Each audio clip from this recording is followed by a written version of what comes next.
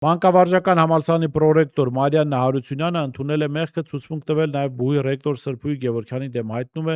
այսօր ԵՄ։ Գործի նյութերով հաստատվել է, որ խարդախությամբ ստացված գումարով պրոռեկտոր Մարիաննա Հարությունյանը բնակարան է ձեռք բերել Մամիկոնյանց փողոցի նորակառույցներից մեկում, նաև 17 միլիոն դրամ արժողությամբ խոհանոցային կահույք է գնել։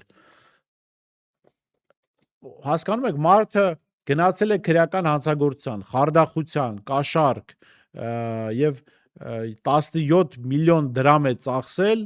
խոհանոցային կահույք գնելու համար։ Իսկ մարդը հանցագործություն է գործել, որ իր խոհանոցում լինի ոչ թե ասենք 7-800 1 միլիոն դրամանոց խոհանոցային կահույք, ինչը բոլորի տներում երևի թե կա,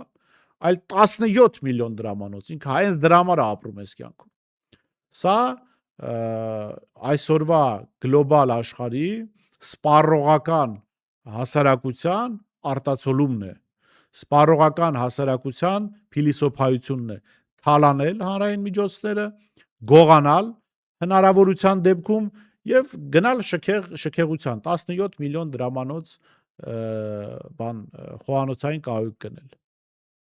Ինչով են զբաղվում պետական պաշտոնյաների 99%-ը նախկինում, նախորդ իշխանության ժամանակ եւ հիմա թալանել են պետական միջոցները, առել են գերշքեղ բնակարաններ, առանձնատներ, մեքենաներ, այսինքն այդ